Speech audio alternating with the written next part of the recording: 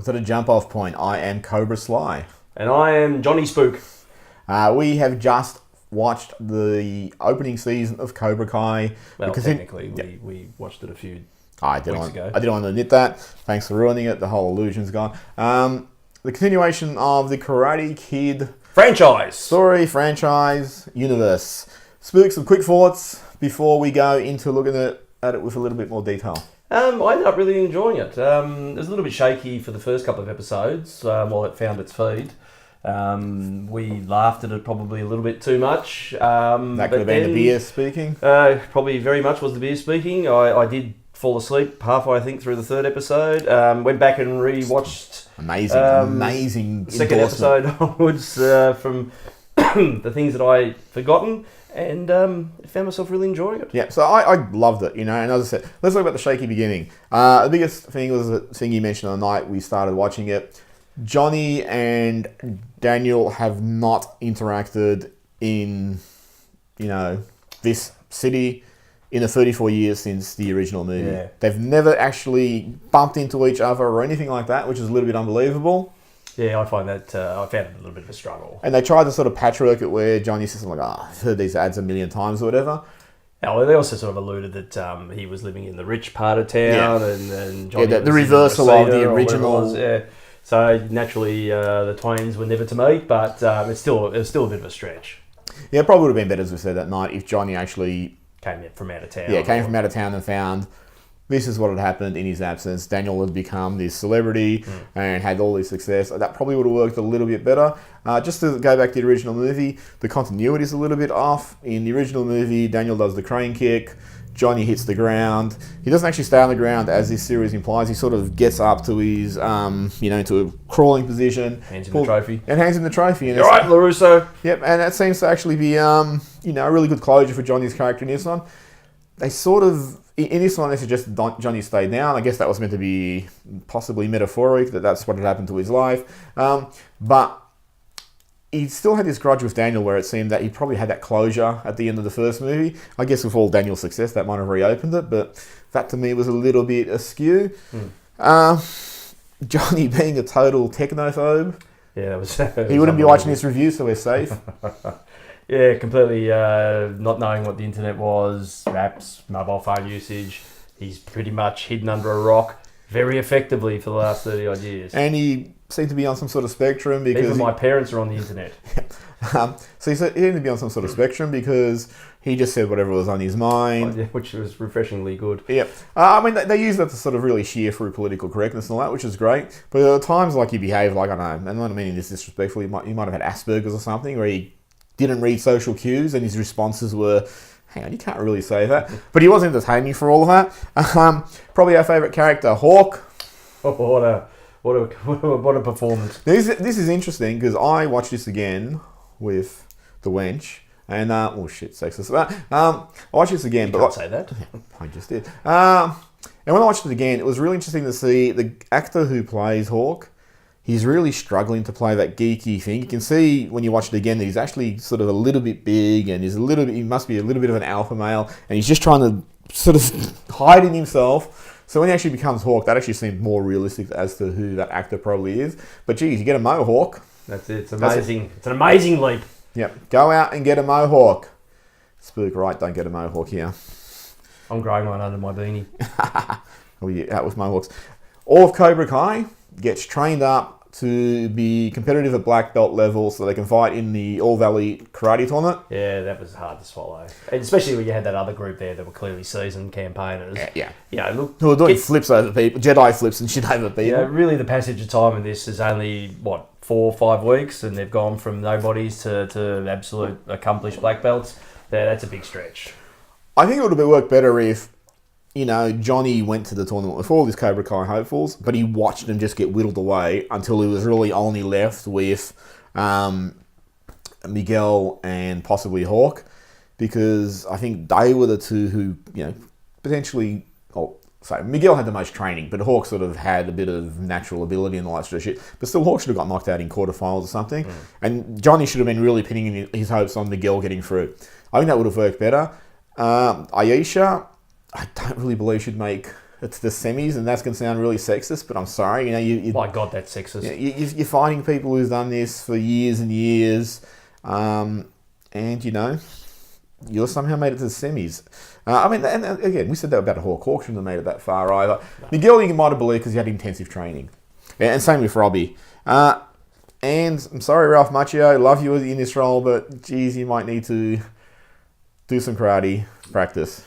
To be fair, he just looked absolutely skillless in the movies as well. I think that's just the way that he is.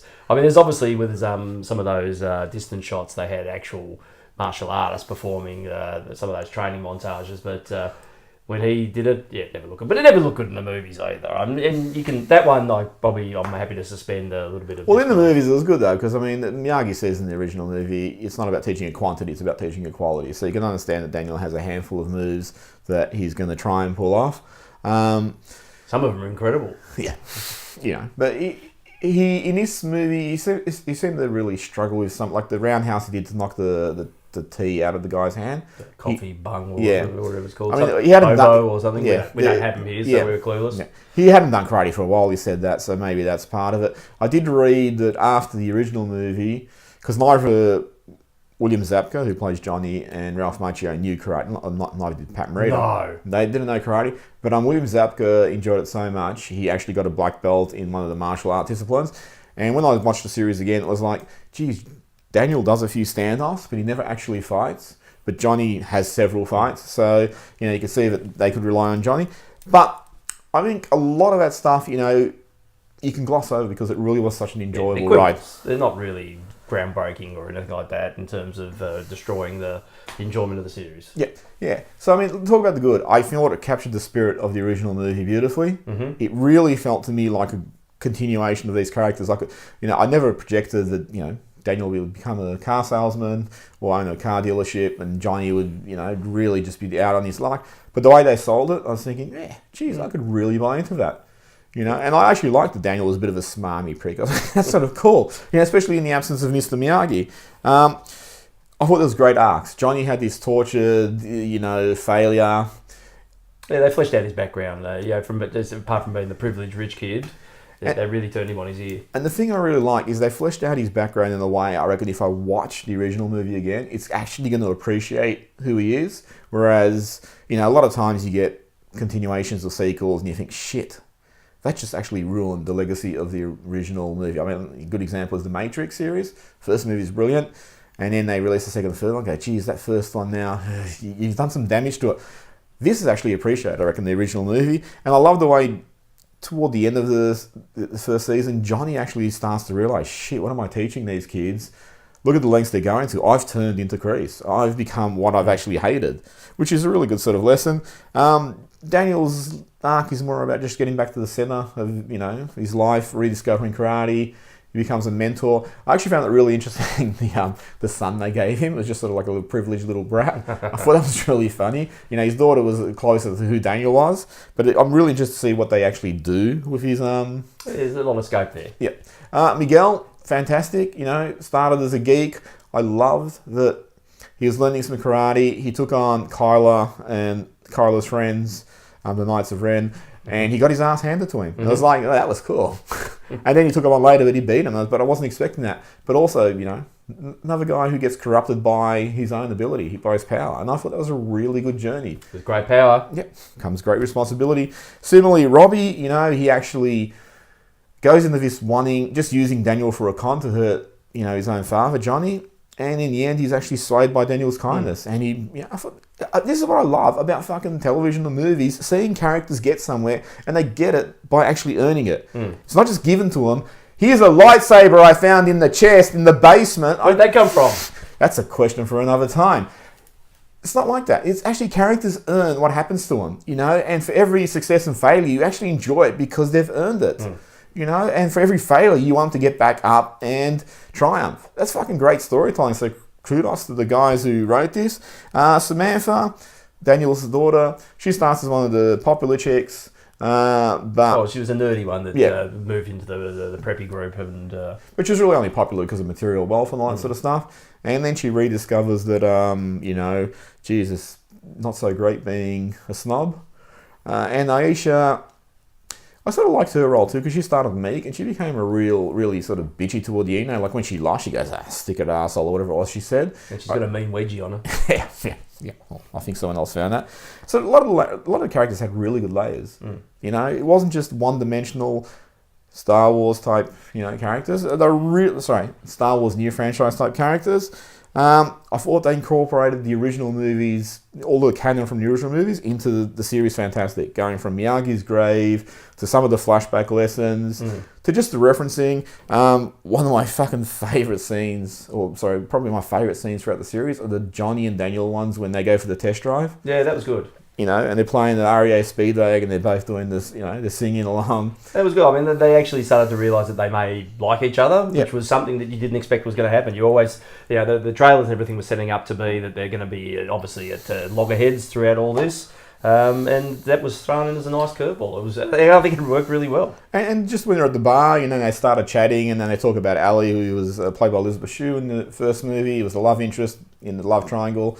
And then Daniel talks about stalking her on Facebook, and they're going, let's look at her husband. They see his picture of this really handsome middle-aged guy, and they're going, look at that arsehole. It's really funny the way they just sort of bond over that moment. And let's face it, we've never done that before. No, never. And the tournament, the actual victory, of Miguel winning over Robbie, I thought that was good because Daniel gave that great speech to Robbie about, his dad's not a bad guy, he's just haunted by his demons. Robbie injures the shoulder. You mentioned this to me, the fantastic... Yeah, that was good. The fantastic scene where Daniel... he's going to do the Miyagi healing. That was brilliant. And Miguel triumphs, but that obviously sets up what's going to happen. And fantastic cameo by Martin Kove as Kreese. I mean, you probably thought it was coming, but it was still pretty cool when it did happen. I'm really curious what they do because this has the risk to become very cartoonish. Because he's like, you're a 7-year-old karate sensei. Okay. 70. And, it's like, where do you go after you say you're going to come and stand Cobra Kai back on the All Valley? It's not a Marvel movie. You're not going to brainwash. It's not the Foot Clan in Teenage Mutant Ninja Turtles. So I'm really curious what they do. But I'm actually confident. Like, I'm looking forward to season 2 because the people who are in charge of season 1 did such a good job with the storytelling, with the layered storytelling, the arcs, the action, keeping you invested. When they announced there was going to be half-hour episodes, I was really like, that's not long enough to do anything. But every half-hour episode fucking felt like, they packed a lot in there. I never sort of felt like I'm getting robbed short. And the first time I watched it, I powered through it in a couple of days. And the second time I watched it with my partner, we powered through it in a couple of days. She wanted to keep watching it. She was the one going, let's watch another one. So I'm actually really confident that they'll handle it well. What are your predictions for season 2? Well, we've got the Miyagi dojo being set up. The daughter was rediscovering karate, so we've got the Cobra Kai's. Obviously, we're going to have some conflict there. I think it'll be as simple as that, though. That, as you were saying, they've been doing things clever enough. I think there'll be something in there that twists. I'd almost probably think it's too obvious to have his daughter go over to the Cobra Kai side, but there'll be something that I think will certainly unsettle that. I mean, geez, I'm really going out on a limb there. But I don't think it'll be as clean cut as just two dojos facing off each other again in another tournament at the end. Yeah, I'm actually really curious if they'll pull in any characters from the other movies. Sorry, I forgot his name, but the guy who played Mike Barnes, the antagonist in the third movie. Ponytail. No, who's played by... Oh, shit, sorry, I forgot both. Sorry, guys. The younger guy, this guy that fought Daniel at the tournament, he actually offered to reprise his role. Oh, okay. So I do wonder if they'll bring him back because he'll be around Ralph Macchio and William Zabka's age, and he could do some of the heavy lifting. Like Martin Kove looked fantastic, but at 70 he's probably not going to be throwing a lot of kicks around and stuff. So I wonder if they'll bring someone in like that who will do the fighting and all that sort of stuff. I really would think that this next season has to be about Miguel's journey to redemption. The one thing I'm tipping is, when I watched it again, I picked up when Johnny has dinner with Miguel's mum and grandma, and Miguel's mum is explaining where they've come from. She talks about Miguel's dad being a really bad guy. Drugs. So, well, that was the implication. Drug lord. Yep. So I'm actually wondering if they'll bring something on like that in to just really stir it up. Hopefully, if they do that, it doesn't become too silly and a totally different thing. Because Karate Kid's never been about the action aspect of it. It's been about the personal Probably growth. wisely. Yeah, but it's never been about like a Teenage Mutant Ninja Turtles. Like, there's the enemy, let's go fight them. Power Rangers, whatever. It's about the personal growth of Ralph Macchio and originally Pat Morita and their characters. So. But I think they're going to have to throw in a curveball to really mix it up, because I think it'll be about Miguel going to the dark side but having to be reclaimed. And if Samantha does that, I don't know, but I'm really curious to see where it goes. Great job by the people who made this series. Fantastic. I'm really impressed. Yep, very good. Golf clap. And it really restores my faith that good stuff can come out of Hollywood. Well done, YouTube. Yeah. Anyway, that's it for our review. If you like what you hear, subscribe. It's a karate lesson. If you like us, give us a like. Just tap with the mouse, and eventually you'll be able to use that as a defense. If done correctly, there is no defense. Anyway, thanks for joining us. Look for more of our reviews. Cheers. See ya. Bye.